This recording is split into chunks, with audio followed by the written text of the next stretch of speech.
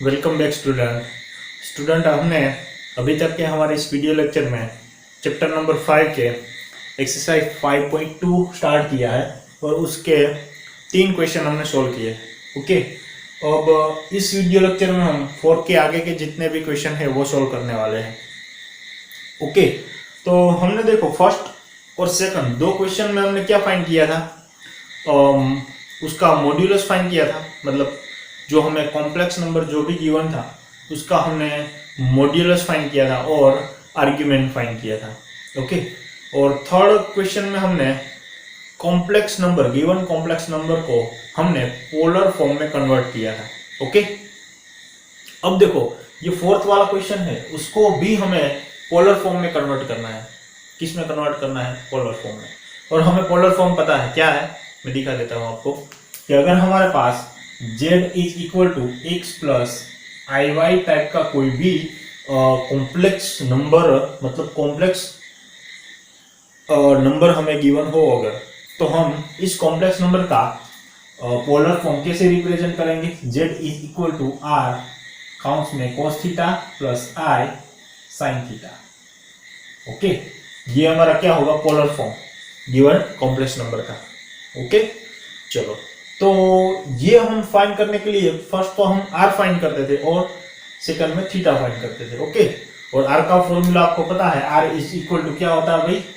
Square root of x square plus y square. And theta find करने के लिए हम पहले तो अल्फा फाइंड करेंगे और अल्फा की जो वैल्यू है वो tan inverse y upon x है। ओके, फिर अल्फा हमें मिल जाता था, फिर थीटा फाइंड करने के लिए हम कॉम्प्लेक्स नंबर किस क्वाड्रेंट में है वो देखते थे। ओके, फिर ये डिसाइड हो जाता था, फिर हम थीटा फाइंड कर लेते थे और थीटा और आर की वैल्यू हम यहाँ रख देंगे, तो ये हमें जो हमारा कॉम्प्लेक्स नंबर है वो पोलर फॉर्म में रिप्रेजेंट हो जाएगा या तो कन्वर्ट हो जाएगा। ओके, ये 3-4 चीज हमने सीखी है इस क्वेश्चन को सोल्व करने के लिए। क्लियर? तो चलो, अब हमें जो यहां गिवन है वो -1 प्लस आई कॉम्प्लेक्स नंबर है, उसको हमें पोलर फॉर्म में क्या करना है? कन्वर्ट करना है। चलो, कैसे करेंगे? फर्स्ट तो जो भी चीज हमें गिवन है उसको z मान लेंगे। ओके, तो solution, so here z is equal to -1 plus i be the given complex number है। क्या है? गिवन कॉम्प्लेक्स नंबर है। ओके, चलो, इस कॉम्प्लेक्स नंबर को हम इस complex number z is equal to x plus i y के साथ क्या करेंगे? कंपेयर करेंगे। या तो यहां मैं लिख देता हूं compare with z is equal to x plus i y. So इन दोनों को अगर मैं कंपेयर करूंगा तो यहां आएगा x plus i y, x plus i y is equal to ये हो जाएगा -1 प्लस आई। इन दोनों को मैंने कंपेयर किया, इस चीज को और इस चीज को। ओके, तो देखो मैंने आपको बताया था कि अगर मेरा दो कॉम्प्लेक्स नंबर सेम है तो हम उसका रियल पार्ट को कंपेयर कर सकते हैं, यानी कि x इज इक्वल टू ये क्या आएगा? -1, और इमेजिनरी पार्ट को भी कंपेयर कर सकते हैं, यानी कि आई वाई इज इक्वल टू आई आएगा और आई दोनों साइड से कैंसल, तो y इज इक्वल टू हमें क्या मिलेगा? 1। ये मैंने थोड़ा लंबा खींच लिया, यहाँ इस दोनों को कंपेयर किया और यहाँ मैंने x और y डिराइव किया। ओके, और हमें आगे के जो क्वेश्चन है उसमें मैं ये सब चीज नहीं करूंगा, क्योंकि आपको देख के ही डायरेक्ट समझ में आ जाएगा कि x क्या है। देखो x क्या होता है? ऑलवेज जो भी हमारे पास रियल पार्ट है, हमारे कॉम्प्लेक्स नंबर का रियल पार्ट है, वो हमारा क्या हो जाएगा? x हो जाएगा, और जो y होगा वो i का कोफिशिएंट होगा। ओके, i का क्या होगा? कोफिशिएंट। तो मैंने यहाँ i का देखो कोफिशिएंट क्या है? कुछ नहीं है, तो 1 तो है, तो मैंने यहाँ y का क्या वैल्यू मिली? देखो 1, और x की वैल्यू मुझे मिली -1। क्लियर? चलो, अब r फाइंड कर लेते हैं इस फॉर्मूला के मुताबिक। तो r इज इक्वल टू क्या होगा? देखो r is equal to square root of x square plus y square. इसका मतलब r is equal to square root x का स्क्वायर यानी -1 का स्क्वायर प्लस y का स्क्वायर यानी 1 का square. So r is equal to क्या हो जाएगा, -1 का स्क्वायर यानी 1, 1 का स्क्वायर यानी 1। इसका मतलब ये चीज जो मिली हमें, r इज इक्वल टू क्या मिली, स्क्वायर रूट ऑफ 2। क्या मिली, स्क्वायर रूट ऑफ 2। अब हमें थीटा फाइंड करना है, और थीटा के पहले हम क्या फाइंड करेंगे, अल्फा। ओके, चलो यहां से हमारा मेन काम स्टार्ट होता है। So alpha is equal to हमें पता है कि tan inverse y upon x modulus of y upon x, ये हमारी क्या है, फॉर्मूला है। चलो y और x की वैल्यू यहां पुट कर दो। So alpha is equal to tan inverse y की वैल्यू है 1 और x की वैल्यू है -1। Okay, so alpha is equal to क्या आएगा, tan इनवर्स 1। क्यों भाई tan इनवर्स 1 आया, क्यों मैंने tan इनवर्स 1 लिखा, क्योंकि 1 के अपॉन में 1 है, तो ये तो 1 ही हो गया और माइनस आ गई है ना। देखो मैं आपको ऐसे भी समझा सकता हूं, क्योंकि हमारे पास ये प्रॉपर्टी भी है।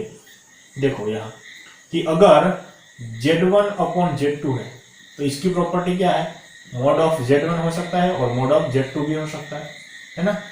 यहाँ देखो क्या है, हमारे पास 1 अपॉन -1 है, इसका मतलब ये 1 भी हो सकता है और यहाँ ये भी हो सकता है। ओके, चलो 1 का मॉड्यूलस क्या होगा 1 और -1 का अभी मॉड्यूलस क्या होगा 1, है ना। क्योंकि मॉड्यूलस में माइनस वैल्यू कोई भी है तो वो क्या हो जाएगी, प्लस हो जाएगी। ये एक सिस्टम, ये फैसिलिटी है मोड में, है ना। मोड में अगर कोई भी नेगेटिव वैल्यू है तो उसको भी क्या कर देगा, ये पॉजिटिव कर देगा, उसके पास ये फैसिलिटी है। तो 1 के ऊपर में 1 यानी आ जाएगा 1। आई बात समझ में, ओके। तो ऐसे मैंने 1 लिखा, क्लियर। तो चलो अब हमें पता होना चाहिए कि भाई tan इनवर्स 1 का मतलब क्या होता है। tan इनवर्स 1 का मतलब ये होता है कि tan में कौन से एंगल पे 1 मुझे मिलेगा। तो हमें पता है कि भाई tan π/4 is equal to tan π/4 is equal to 1 होगा, है ना। हमें पता है, क्या पता है कि tan π/4 इज इक्वल टू 1 होता है। देख लो यहाँ π/4 को यहाँ रख दो तो ये हो जाएगा tan इनवर्स 1।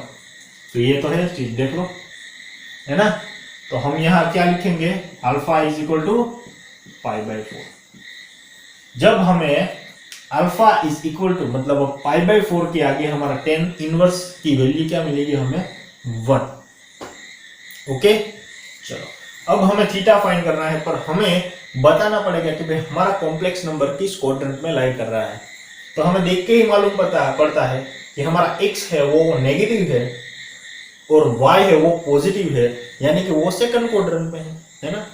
क्योंकि अगर ऐसा कुछ है, देखो x या तो नेगेटिव है तो इस साइड में आएगा, y पॉजिटिव है तो इस साइड में आएगा। इन दोनों को कवर करता है जो एरिया है, इसको कवर कर रहा है वो एरिया है, वो ये सेकंड क्वाड्रेंट। और सेकंड क्वाड्रेंट में theta is equal to pi minus alpha होता है, तो आपको पता है। ओके, तो चलो लिख दो कि z is equal to -1 plus i lies in second quadrant. So clearly theta is equal to pi minus alpha.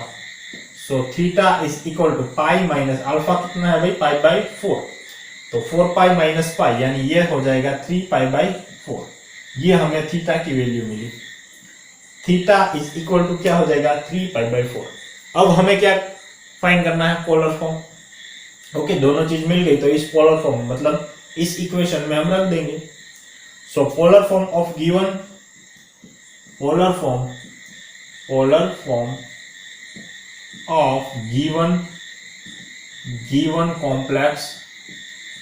Complex number, वो क्या हो जाएगा, z is equal to r cos theta plus i sin theta. चलो अब रख दो value, z is equal to r की value क्या मिली हमें, √2। तो यहां रख दो √2। cos थीटा की वैल्यू है 3 π/4 प्लस i sin थीटा की वैल्यू है 3 π/4। तो ये जो हमें चीज मिली, ये हमें क्या मिला, polar form of given complex number. Easy, okay. इसी तरह हमें सब एग्जांपल मतलब सम सोल्व करना है, एकदम सिंपल है। एक बार समझना यहाँ है, यहां से समझना है। ओके, क्योंकि जो गलती करेंगे वो आप यहां ही करेंगे। ओके, क्योंकि हमें इनवर्स का हमें टोटल जो परफेक्ट जो कॉन्सेप्ट है वो इतना पता नहीं है, क्योंकि हम जब वो 12th में आपका चैप्टर देखेंगे तब आपको समझ में आ जाएगा। पर अभी एक बात समझ में लो कि यहाँ 1 है या तो √3 है, √3/2 है, जो भी चीज है उसका हमें एंगल बताना है कि 10 में कब कौन सा ऐसा एंगल है कि जहां मुझे आंसर 1 मिले, तो π/4 मैंने लिखा। ओके, अगर हम यहाँ कोई दूसरा चीज होती, सपोज ऐसा कुछ होता, 10 में √3 होता, 10 में क्या होता, 10 इनवर्स √3 होता, तो हम क्या बता दें कि भाई 10 की ऐसी कौन सा एंगल है कि जहां हमें √3 मिलता है। तो कौन सा एंगल है, π/3, 10 π/3। क्या है π/3, 10 π/3 पे हमें √3 मिलता है। आई बात समझ में? ओके, तो चलो मैंने काफी कुछ एक्स्ट्रा भी लिख दिया, तो इसको मैं हटा देता हूं। तो ये आपको लिखना है, ये चीज। ओके, ये चीज आपको लिखनी है। क्लियर? चलो आगे का क्वेश्चन देखते हैं। क्वेश्चन नंबर 5 आपके लिए मैंने छोड़ा है होमवर्क के लिए। ओके, एकदम सिंपल ही है। क्वेश्चन नंबर 6 देखो, 6 में हमें देखो -3 का हमें रिप्रेजेंट करना है पोलर फॉर्म में। ओके, तो चलो क्या करेंगे, फर्स्ट तो हम कि जो भी हमें कॉम्प्लेक्स नंबर गिवन है उसको z मान लेंगे। ओके, तो चलो सॉल्यूशन करते हैं।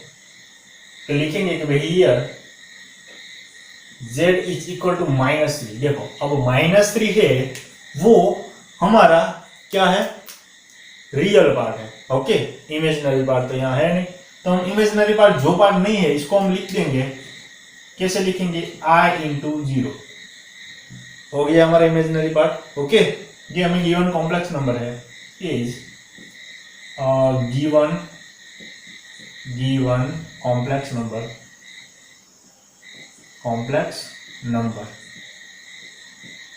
ओके, सो चलो अब फर्स्ट तो हम r फाइंड कर लेते हैं। ओके, और r फाइंड करने के लिए हमें x लिखना पड़ेगा और y लिखना पड़ेगा। अब देखो मुझे x बताओ भाई क्या होगा, -3, और y 0 होगा। ओके, क्योंकि इमेजिनरी पार्ट तो है ही नहीं यहाँ, तो वो क्या होगा, 0। चलो अब r लिखाओ मुझे कि r क्या होगा, r is equal to √x² + y²। So r is equal to √x की वैल्यू क्या है, -3, इसका स्क्वायर प्लस y की वैल्यू क्या है, 0 का स्क्वायर, यानी r इज इक्वल टू -3 का स्क्वायर यानी क्या हो जाएगा, 9, प्लस 0 का स्क्वायर यानी 0। तो ये चीज हमें मिलेगी, r इज इक्वल टू √9, और r का अगर स्क्वायर रूट निकालोगे 9 का तो क्या हमें मिलेगा, 3। इसका मतलब r इज इक्वल टू हमें मिल गया 3। Okay, simple. चलो अब हमें क्या फाइंड करना है, थीटा। और थीटा फाइंड करने से पहले हम क्या निकालेंगे, अल्फा। और अल्फा की हमें फॉर्मूला पता है क्या है, tan inverse modulus of y/x।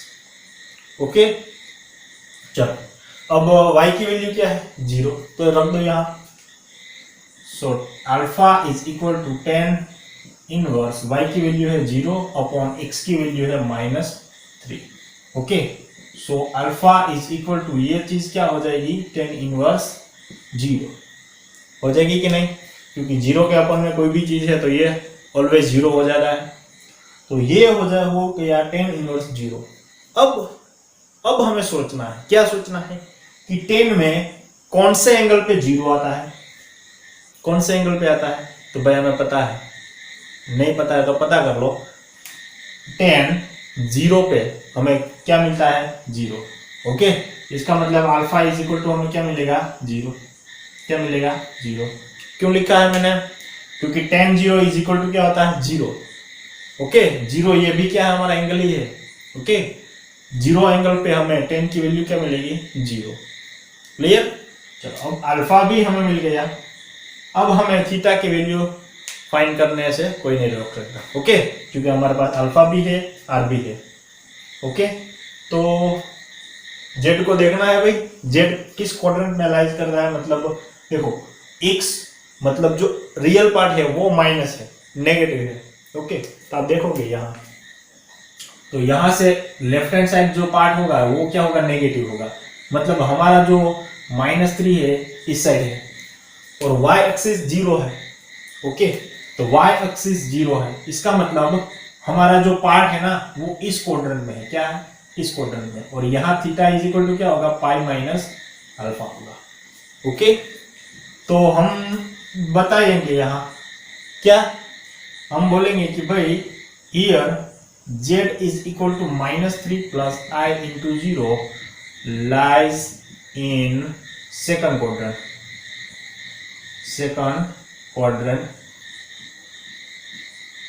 Second quadrant. Okay, so theta is equal to क्या होगा, alpha minus sorry pi minus alpha.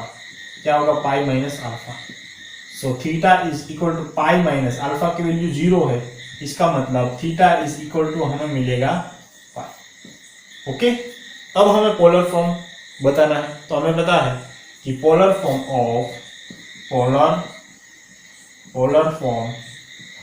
Of given complex number. Okay, क्या होगा, z is equal to r cos theta plus i sin theta. चलो z is equal to r की value क्या है, यहाँ देखो 3 है तो 3 लिखा मैंने, cos थीटा की वैल्यू क्या है, pi plus i sin theta की वैल्यू क्या है, पाई। ओके, तो ये जो हमें फॉर्म मिला, ये फॉर्म किसका मिला हमें, इस कॉम्प्लेक्स नंबर का पोलर फॉर्म। इजी। ओके, चलो आगे का एक क्वेश्चन और देख लेते हैं।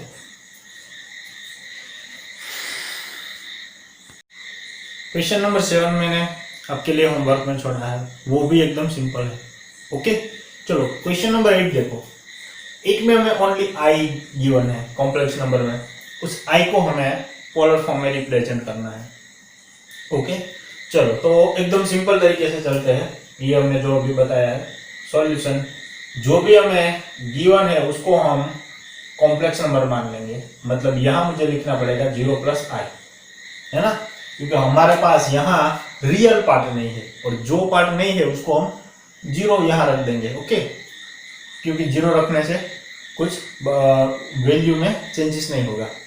तो ये हो गया 0 प्लस आई, यानी कि ये हमारा कॉम्प्लेक्स नंबर हो गया। ओके, चलो तो अब मुझे x क्या लिखना पड़ेगा, 0, और y क्या लिखना पड़ेगा, 1। अब तो शायद आपको समझ में आ गया होगा कि मैंने क्यों ये लिखा है। रियल पार्ट हमारा 0 है और इमेजिनरी पार्ट i का कोफिशिएंट, और i का कोफिशिएंट क्या है, 1। ओके, चलो r फाइंड करो। So r is equal to क्या मिलेगा हमें, x² प्लस y²। चलो तो r is equal to under root x² यानी 0 का स्क्वायर, y² यानी 1 का स्क्वायर। ये क्या आएगा, देखो r is equal to square root of 1 और उसका आप स्क्वायर रूट निकालो तो आपको मिलेगा 1। ओके, चलो अब हमें क्या फाइंड करना है, थीटा। तो थीटा फाइंड करने से पहले हम क्या निकालेंगे, alpha. So alpha is equal to tan inverse क्या होगा, y अपॉन x। चलो वैल्यू पुट करो, alpha is equal to tan inverse y की वैल्यू क्या है हमारे पास, 1 है, और x की वैल्यू क्या है हमारे पास, 0 है। So alpha is equal to what, alpha is equal to what. यहां से हमारा मेन काम स्टार्ट होता है। अब हमें बताना है कि भाई 1/0, हमें पता है कि कोई किसी के भी अपॉन में अगर 0 है तो वो चीज इनफाइनाइट हो जाएगी। इसका मतलब tan इनवर्स क्या मिलेगा हमें, इनफाइनाइट मिलेगा। ओके, अब हमें सोचना है कि भाई 10 में इनफाइनाइट कब आता है, कौन से एंगल पे। ओके, अगर ये देखो, ये यहाँ आप कंफ्यूज हो जाते हो तो इसके आगे वाला स्टेप देखो, उसमें क्या है, 1/0 है।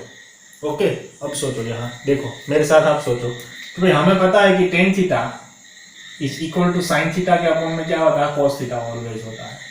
ओके ना, अब यहाँ अगर देखो, यहाँ अगर 1/0 आ जाए और यहाँ अगर tan थीटा है, okay, so theta is equal to हमें मिल सकता है tan इनवर्स 1/0, है ना।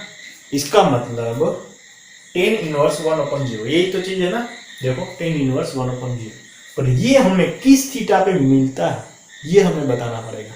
ओके, तो ध्यान से देखो 1/0 हमें बताना है कि भाई किस थीटा पे मिलता है।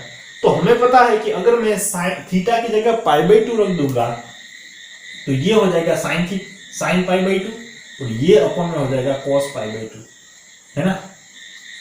तो आप देखो कि sin π/2 यानी 1 और cos π/2 यानी 0। इसका मतलब थीटा की जगह अगर हम π/2 रखेंगे तो ये चीज इस तरह आएंगे और ये हो जाएगा इनफाइनाइट। Okay, clear. तो हम यहाँ अल्फा इज इक्वल टू क्या लिख सकते हैं, π/2, क्योंकि π/2 ही ऐसा एक एंगल है कि जहां हमें इनफाइनाइट मिलेगा tan की वैल्यू। ओके, चलो अब हमें बताना है कि अल्फा तो मिल गया, अब थीटा फाइंड करने के लिए हमें बताना है कि हमारा जो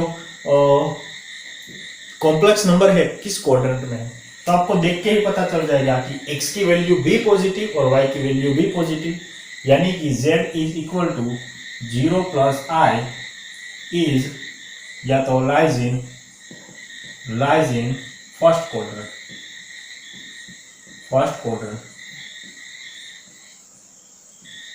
ओके, फर्स्ट क्वाड्रेंट में है। सो हम डायरेक्ट बोल सकते हैं कि थीटा इज इक्वल टू क्या होगा, alpha. So theta is equal to alpha, alpha की वैल्यू है π/2। ओके, चलो थीटा भी मिल गया। अब हमें क्या लिखना है, polar form. So hence polar form of given complex number क्या होगा भाई, z is equal to r cos theta plus i sin theta. चलो रख दो सबकी value, z is equal to r क्या है हमारे पास 1 है, cos थीटा की वैल्यू क्या है π/2 प्लस i sin थीटा की वैल्यू है π/2। तो ये हमें क्या मिल गया, polar representation of given complex number. आई बात समझ में। ओके, देखो ये तो मैं बहुत शांति से मैं आपको समझाता हूँ, नहीं तो हमें सपोज आप ये क्वेश्चन आपको पूछे तो ये आप 1.5 मिनट या 2 मिनट में कंप्लीट कर सकते हो, एकदम सिंपल होता है ऑलवेज क्वेश्चन। क्लियर। तो यहाँ हमारा 5.2 कंप्लीट होता है। अब हम यहाँ तक ही हमारा आज का वीडियो लेक्चर रखते हैं। आगे के वीडियो लेक्चर में हम 5.3 के आगे की कुछ बेसिक देखेंगे और एक्सरसाइज देखेंगे। क्लियर, चलो थैंक यू।